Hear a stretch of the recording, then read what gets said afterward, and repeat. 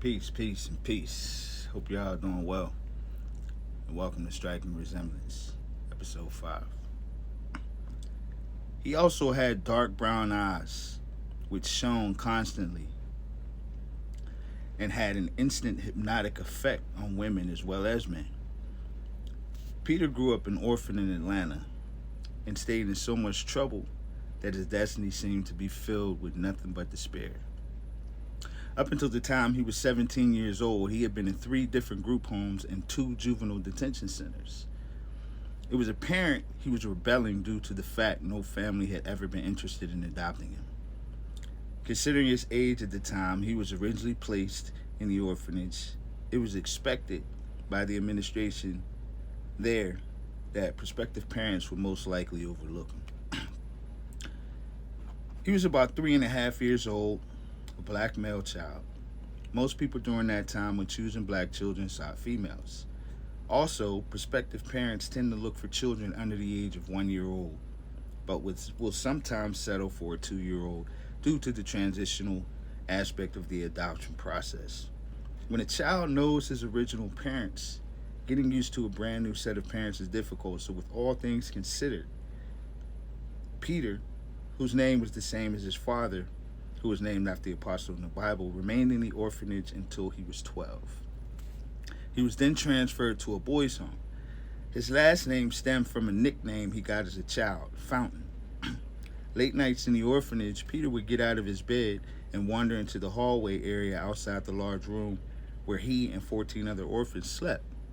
Early in the morning, when the staff would make their routine checks on the children, they would find Peter sleeping in a sitting position while propped up next to the water fountain, which sat in the hallway. As he got older, his creative mind developed the name Fontaine. His birth records had all been mysteriously lost, which meant his original last name was unknown. No one knew why Peter never spoke of his real name, because he was surely old enough at 3 years old to know it. Everyone concluded it was obviously the trauma of losing his parents. At the age of 15, Peter began to realize he would soon be considered an adult and he would have to leave the group home. He thought he thought about what he could do to make it in the world, but he could not come up with one single idea. Then it hit him.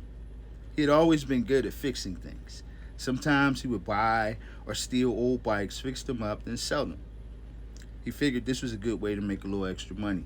So he began to read through classified newspaper ads with the intent of finding things he could buy for cheap and then sell for a profit. The counselors at the home began to recognize his potential, so they would contribute to helping him buy things to see exactly what he could do. Mostly they would get him old toys, bikes, and even small appliances. Then as he got older, they got him old cars and supplies for him to test his talent. Some of those cars he worked on would turn out to run almost like brand new, and Peter would sell them and share the profit with those who invested money in them. Peter ultimately moved up to buying abandoned properties, renovated and sold them in order to move on to bigger opportunities, which ultimately manifested into a successful realty company. Nevertheless, regardless of its success, Peter Fontaine never forgot about the unfortunate children and teens who occupy so many orphanages and group homes all over his home state. He showed love to as many as he could. With money he made from his realty company, Peter founded New Beginning Youth Development, which not only educated youth academically, but also had vocational type courses which would help to establish or further develop talents hidden or otherwise within the youth. Multitudes of youth have been involved in his programs, have graduated from college, and become small successes themselves.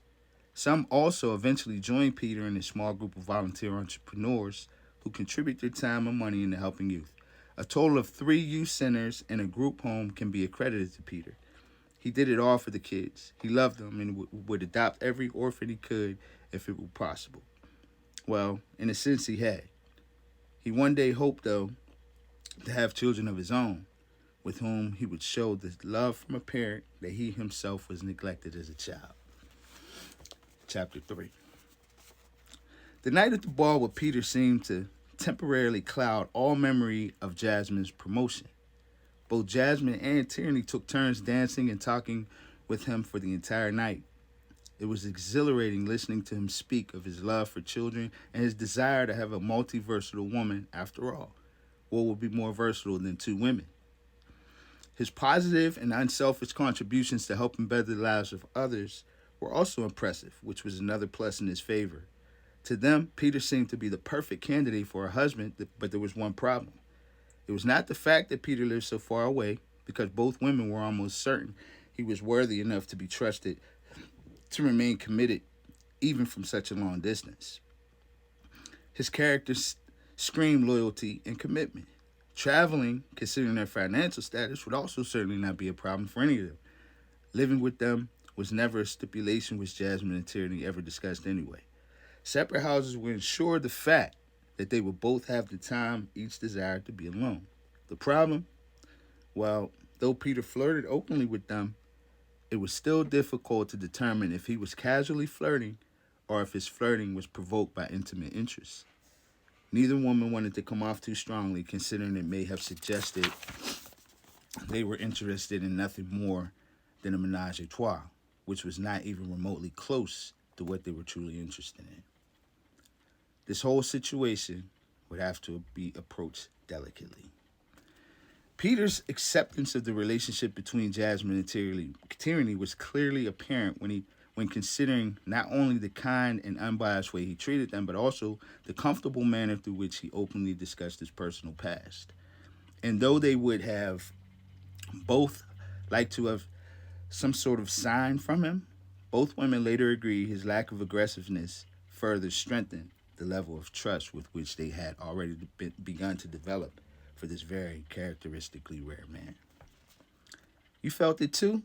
Jasmine exclaimed as both she and Tierney walked through the front door of their home.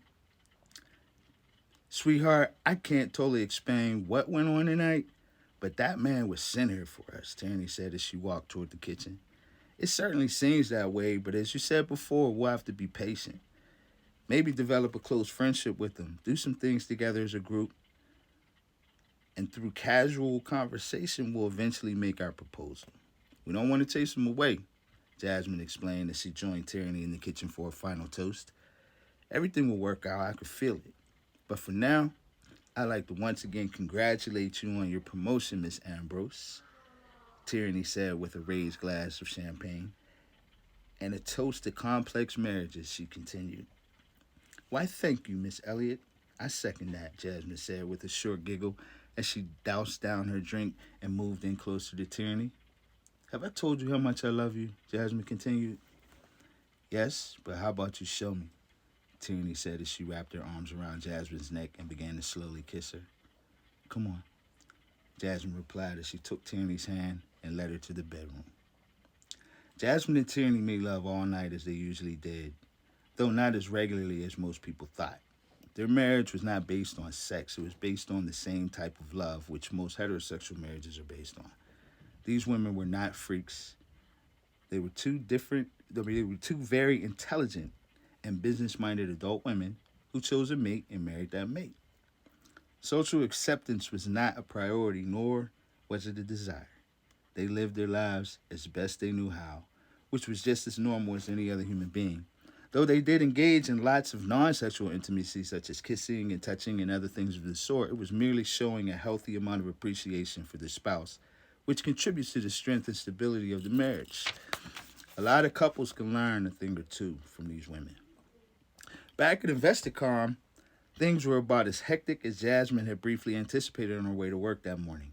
There were whispers, cold stares, and though it had been a while since Jasmine found anything surprising in her desk, on this morning, she found an artificial vagina known as a fifi with a pair of false teeth stuck in it.